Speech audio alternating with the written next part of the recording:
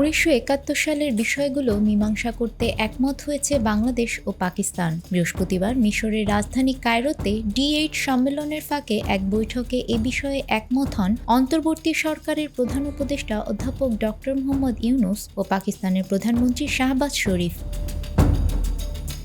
বৈঠকে ডক্টর ইউনূস 1971 সালের বিষয়গুলো নিষ্পত্তি করার আহ্বান জানান, যাতে ঢাকা-ইসলামাবাদ সম্পর্ক এগিয়ে যেতে পারে। পাকিস্তানের প্রধানমন্ত্রীর উদ্দেশ্যে প্রধান উপদেষ্টা বলেন, এই সমস্যাগুলো বারবার উঠে আসে। চলুন আমরা এগুলো একসাথে মীমাংসা করি, যাতে আমরা এগিয়ে যেতে পারি। ভবিষ্যৎ প্রজন্মের জন্য একবারে এসব বিষয় সমাধান করা উচিত। জবাবে শাহবাজ শরীফ বলেন, 1974 সালে ত্রিপক্ষীয় চুক্তি বাংলাদেশ, পাকিস্তান এবং ভারতের মধ্যে অনেক সমস্যা মীমাংসা করেছে। তবে যদি অন্য কোনো সমস্যা থাকে, তিনি সেগুলো নিয়ে আলোচনা করতে প্রস্তুত। প্রধান উপদেষ্টার প্রেস উইং থেকে পাঠানো সংবাদ বিজ্ঞপ্তিতে এ তথ্য জানানো হয়।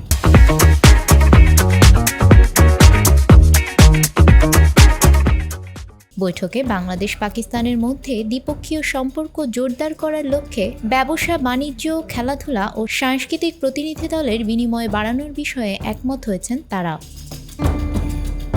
শাহবাজ শরীফ ঢাকা ও ইসলামাবাদের মধ্যে একটি কৌশলগত সম্পর্ক গড়ার আহ্বান জানান। তিনি বলেন, আমরা সত্যিই আমাদের ভাই দেশ বাংলাদেশের সঙ্গে সম্পর্ক জোরদার করতে চাই।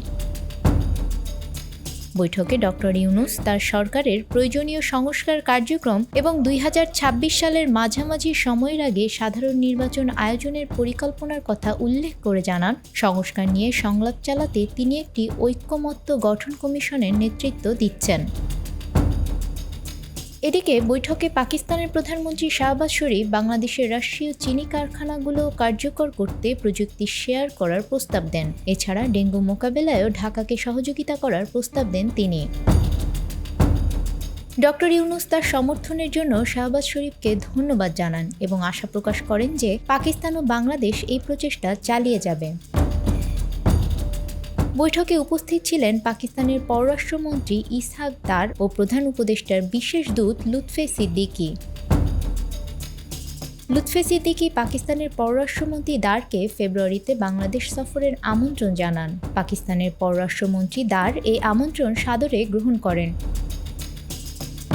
বৈঠকে ডক্টর ইউনূসকে সুবিধামতো সময়ে পাকিস্তান সফরের আমন্ত্রণ জানান শাহবাজ শরীফ। নিউজ ডেস্ক, আমাদের সময়।